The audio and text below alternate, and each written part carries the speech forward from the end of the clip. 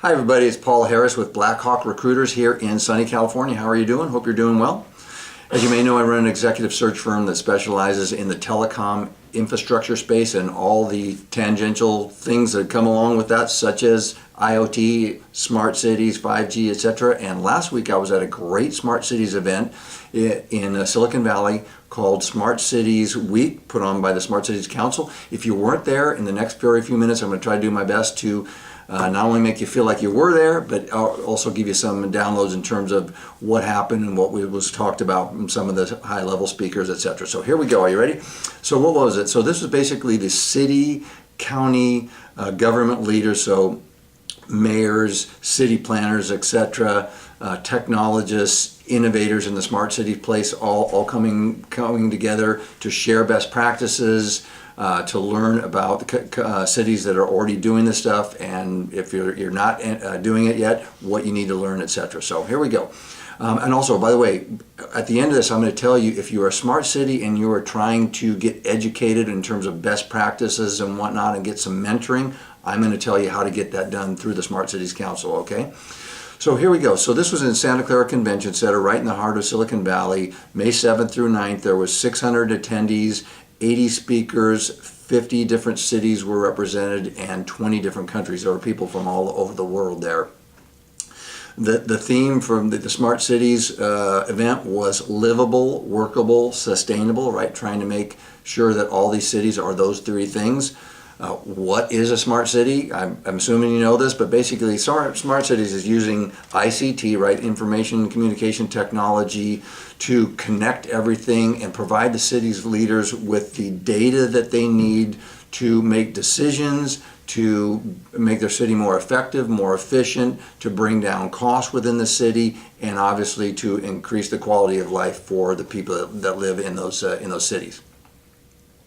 So what are the things that are talked about in that? There's too many to mention, obviously, but in the big ones, obviously, would be utilities, water, power, transportation, air quality management, video cameras, traffic, parking, public safety stuff like shot detection, having the people that live in the city be able to report graffiti, report potholes in the streets, putting in information kiosks, having a smart grid, etc.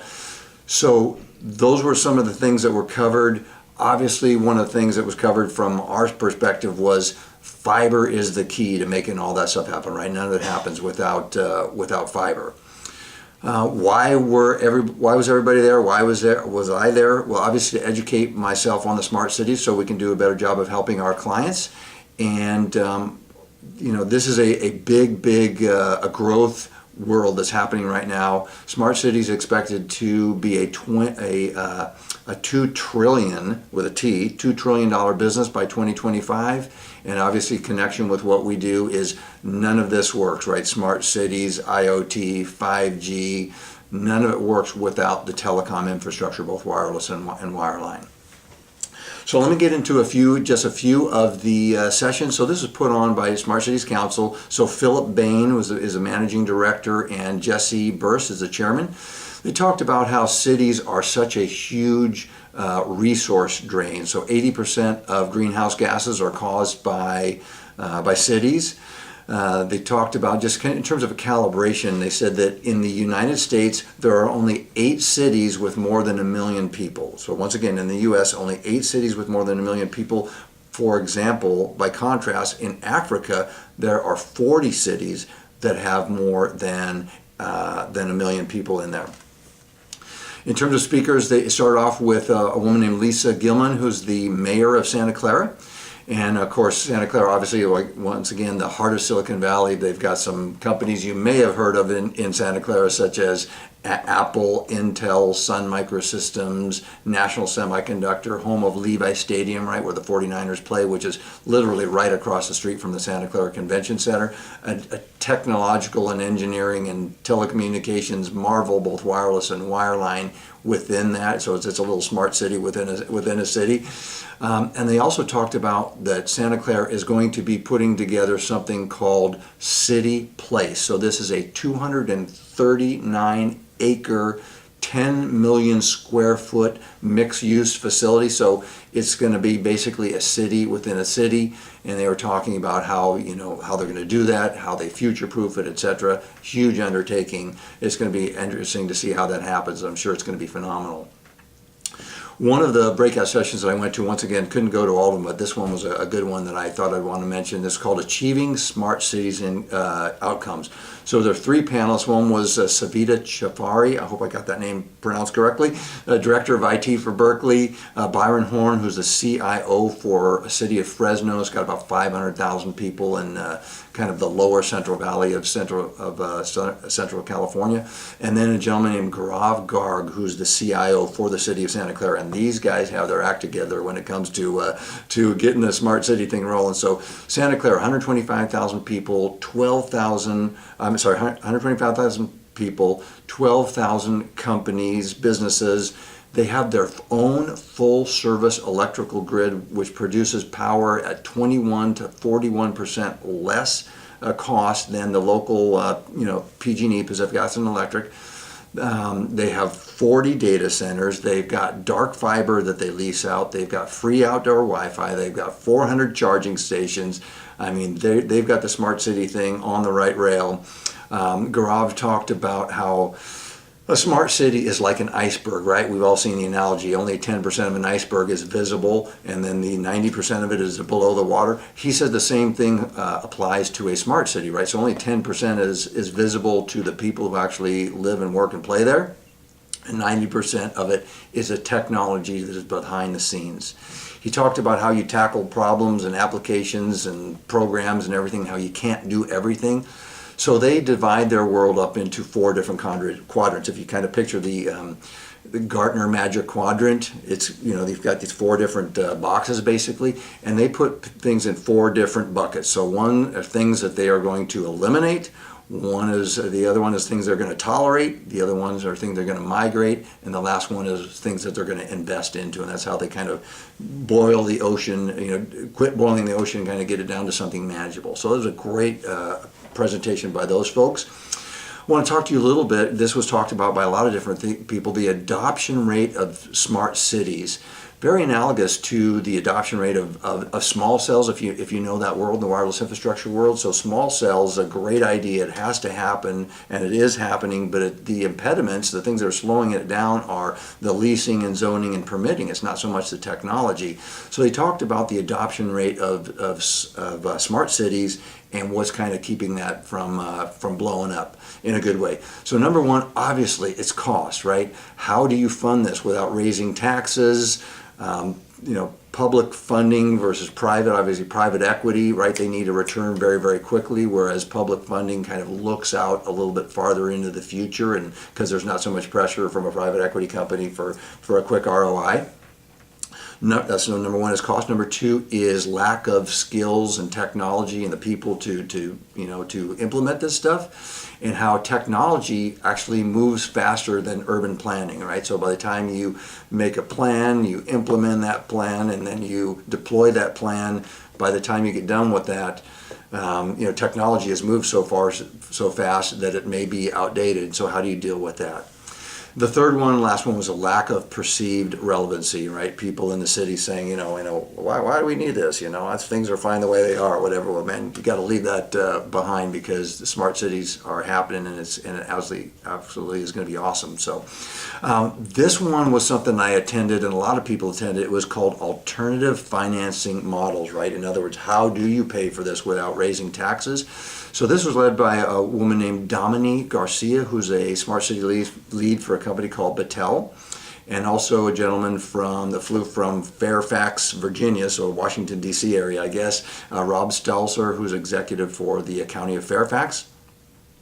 They talked about the use of implementing and using P3s and JVs. So P3s are public-private partnership, and JVs obviously joint ventures to solve the problems. They gave 5 different kind of creative ways that you can do the funding basically without raising taxes. Number 1 is monetizing your current infrastructure. Number 2 is revenue sharing opportunities. Number 3, monetizing the data that you have. 4 is collection of fees and fares, bridge tolls and et cetera. And the last one is cost saving. So it's not actually spending money, but saving money and justifying the deployment that way. That's a hard sell, but it actually does work. There's a gentleman there named Marty Turock, who's from a company called Cleantech in San Diego, had a lot of good stuff on public-private partnerships. You can look him up. He did a great job. Dan Sterling, who is more of a, not in the business world, but in academia, basically. He's from UC Davis. He talked about how the existing car and train methodology for getting us around cities, nothing has happened substantive in the past 50 years, and how cars are sitting idle, right? Even if you commute, your car is sitting idle 90% of the day. So how do we deal with that? He said, and through his studies that he did, it was a long presentation, and he's even got a book, I think, and etc.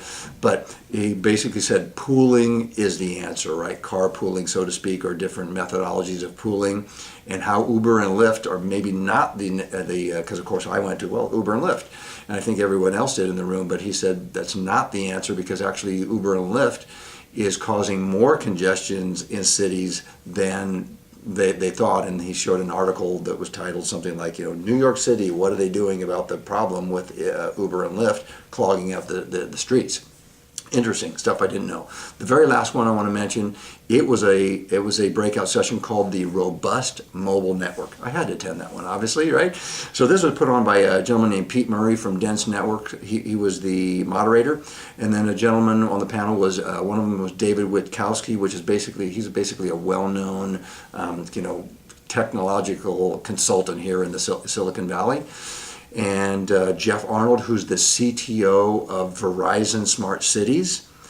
They talked about, once again, how fiber is the key. They talked about how cities need to have what they call a dig once policy, right? So if they have to rip the street open for something that they need to do, my gosh, while it's open, you need to shove some fiber in there, or at least some conduit in there. And the point is, make these guys think in the city, when there's something that's opened up, don't open it up without first closing it, before you put some fiber in there or some conduit. Geoff talked about how Verizon is using network slicing for 5G, and how they put $100 million into the city of Sacramento, which is Northern California. And David had some advice for everybody in the room, which is, come to us with your best design first, right? So, pardon my language, but don't half-ass it, right? Don't half-ass it and come to us and say, oh my gosh, well, we need to, need to do this and do this and do that and give it back to them. Come to us with all that done. Do the due diligence on the front side.